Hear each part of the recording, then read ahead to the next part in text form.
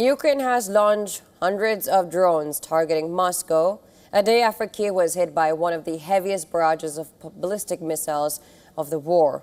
Now, the escalation comes as protests continue in Kyiv for a fifth day against Ukraine's President Volodymyr Zelensky over the dismissal of Defense Minister Mikhailo Fedorov. Well, Russia said it intercepted around 400 Ukrainian drones targeting Moscow overnight. Several areas near the capital reported damage to homes and infrastructure, with reports that drones struck an oil depot and logistics center. Ukraine's President Volodymyr Zelensky said Ukrainian forces also targeted 2 Shadow Fleet tankers and 4 cargo ships in the Black Sea. At least 10 people were reported injured, including a child and 3 Chinese nationals.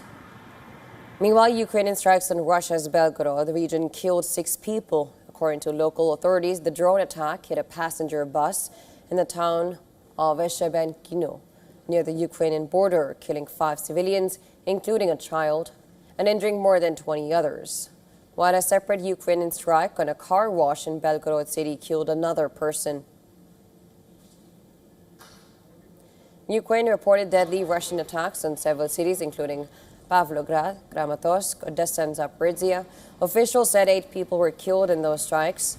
In Zaporizhia, firefighters worked to control multiple blazes after Russian airstrikes hit the southeastern Ukrainian city.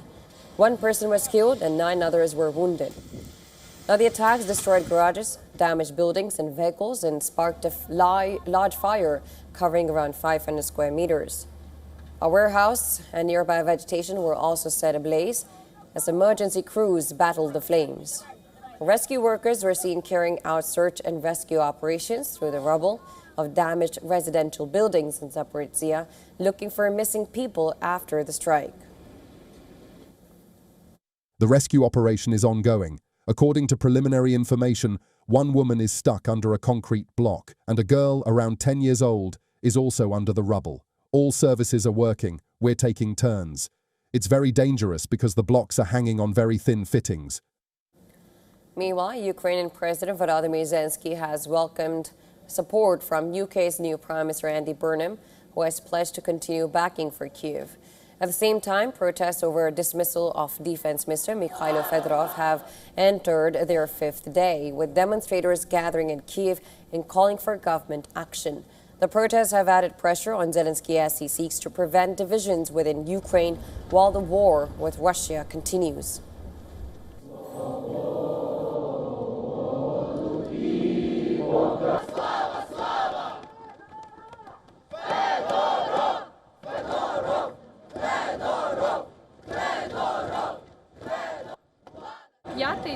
This is already the 5th day, if I'm not mistaken about the dates, that a rally has been taking place here in support of Mikhailo Fedorov, who is now, for the time being, Ukraine's former defense minister. And along the way, it has turned into a rally calling for the resignation of Commander-in-Chief Syrsky. It's happening constantly now, and this isn't the first time I've come here. North Korea has also reaffirmed its support for Russia. During talks in Moscow, Pyongyang said its partnership with Kremlin was strengthening.